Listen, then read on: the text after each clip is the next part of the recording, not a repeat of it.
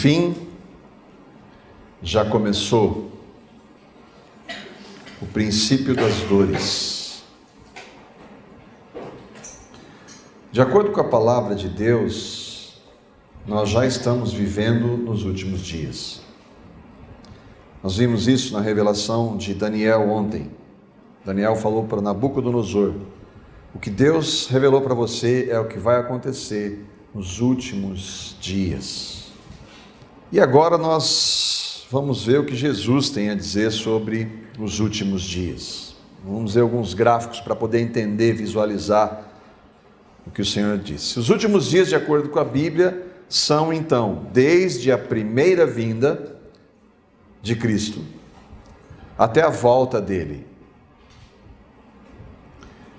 Neste período, neste intervalo, existem dois acontecimentos. Um chamado de princípio das dores e o outro da grande tribulação. Grande parte da igreja crê nestas duas realidades. Existe um grupo que nós vamos ver à noite, que eles são chamados de pós-milenistas, e eles dizem que a grande tribulação já aconteceu. Mas nós vamos ver pelo relato de Jesus, que Jesus disse que haverá grande tribulação como nunca houve nem nunca mais haverá. E depois da destruição de Jerusalém, houve grandes períodos de sofrimento. Então Jesus estava falando do fim.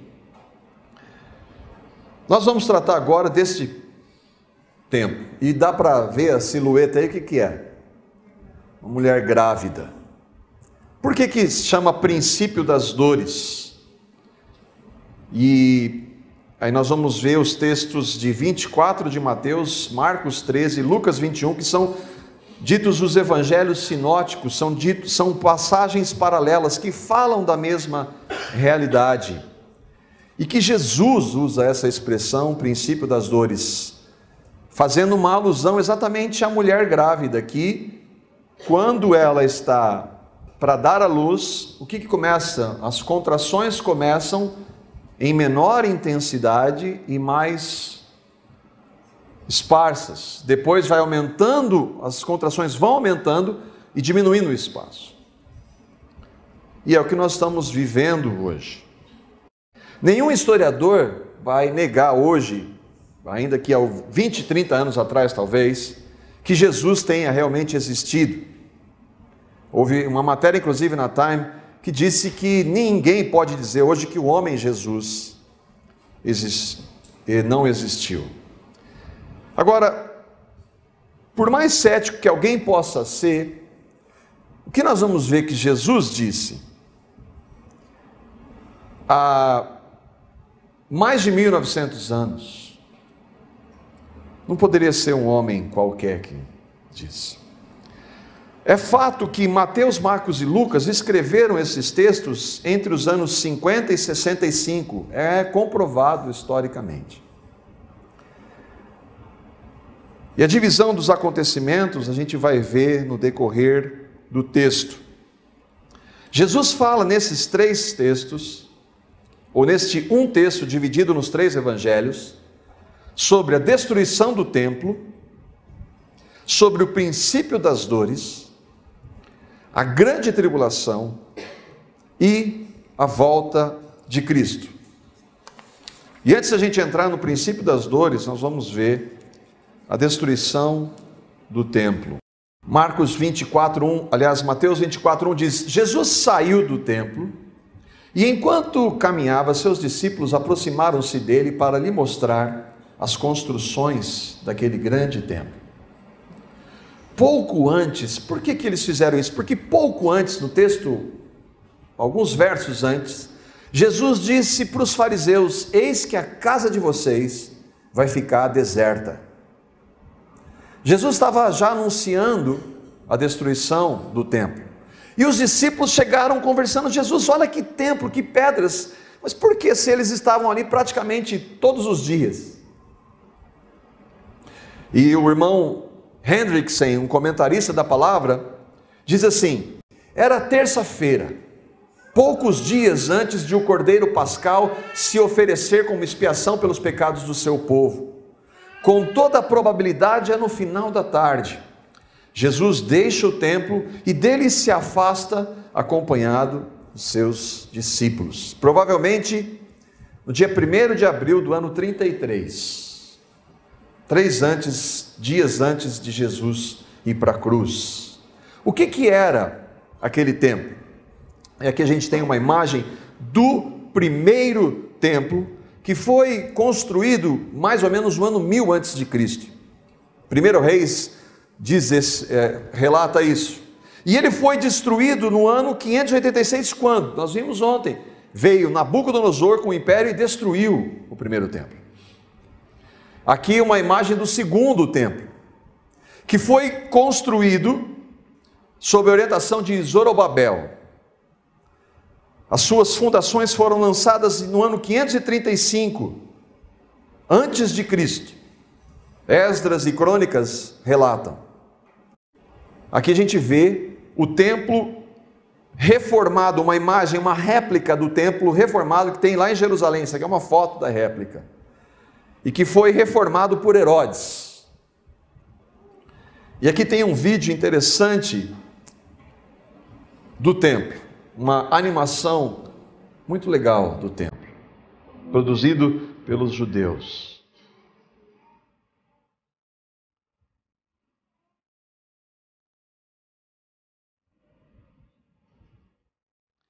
O templo era o centro da religião judaica.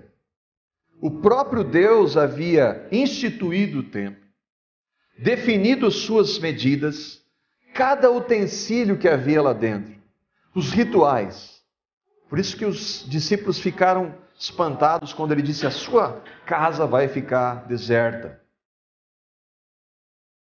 E era uma construção, nessa reprodução aí, mostra que era uma construção muito bonita e grandiosa.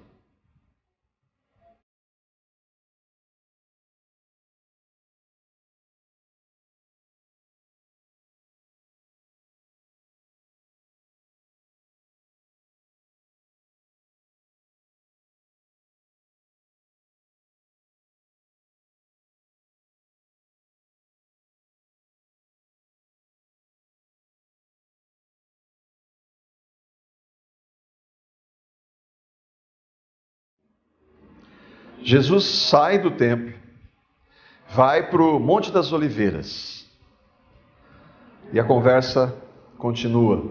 Jesus, que pedras! E Jesus falou para eles: vocês estão vendo tudo isso? E agora vendo a mais ou menos 1 quilômetro ali do monte, eles estavam no Monte das Oliveiras, vendo o templo. Vocês estão vendo tudo isso? Eu lhes garanto que não vai ficar aqui pedra sobre pedra, que não seja derrubada. Todas serão derrubadas. Jesus anuncia aos seus discípulos algo que a história mostrava mais uma vez: o templo seria destruído. Aqui a gente tem uma foto de Jerusalém atual, vista a partir do Monte das Oliveiras. Nos versículo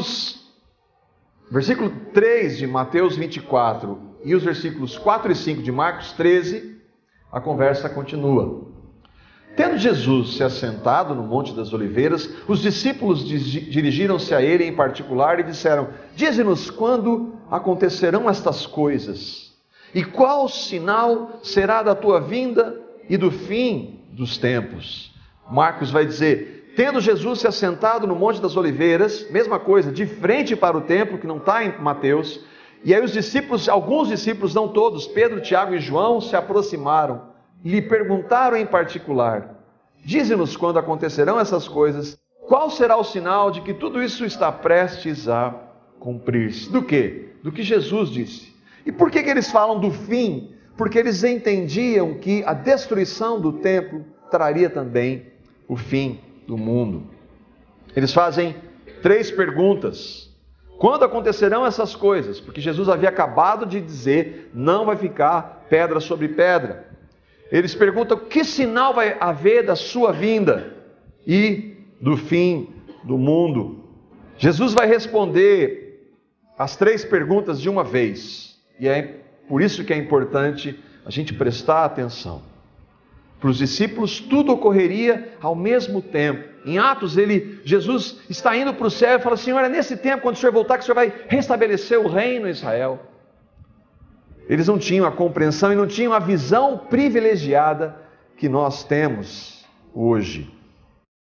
A primeira parte, a destruição do templo, aconteceu ou não? Exatamente como Jesus disse que aconteceria. Quando? No ano 70, e aqui uma imagem, uma pintura muito conhecida da destruição, 37 anos depois de Jesus ter dito aquilo, em uma tentativa de revolução por parte dos judeus estavam sempre contra, lembra? Porque os romanos dominavam Israel e eles estavam sob o domínio de Roma, e eles estavam sempre com rebeliões. Lembra, por exemplo, quem foi escolhido entre Jesus e Barrabás? Quem era Barrabás? Era um revoltoso judeu. Eles estavam sempre tentando se desvencilhar do império. E no ano 66 houve uma grande revolução, e que acabou no ano 70 com a destruição. Este homem viveu na época, Flávio Joséfo. Olha o que ele disse: aquela construção, entretanto, Deus, desde há muito tempo, sentenciou as chamas, mas agora, dentro da revolução dos anos, chegou ao dia fatídico, o dia no qual de velho ele foi queimado. Joséfo era judeu. É verdade isso ou não? Isso aqui é prova. O arco de Tito, em Roma, que celebra a vitória dos romanos. O saque a Jerusalém, que está lá no arco de Tito. Ali eles estão levando os utensílios do templo, dentre elas a menorá, e onde a gente sempre vê o Muro das Lamentações, o único pedaço que ficou do templo. E aqueles judeus, ali a gente vê sempre eles, você vai ver no close ali que tem outras fotos, no meio dos vãos das rochas, um monte de papelzinho, orações dos judeus, pedindo a volta do Messias, ou a vinda do Messias, não a volta. São provas vivas da história, exatamente como Jesus disse que aconteceria. Então, a destruição do templo já aconteceu. Jesus anunciou. E ela realmente aconteceu.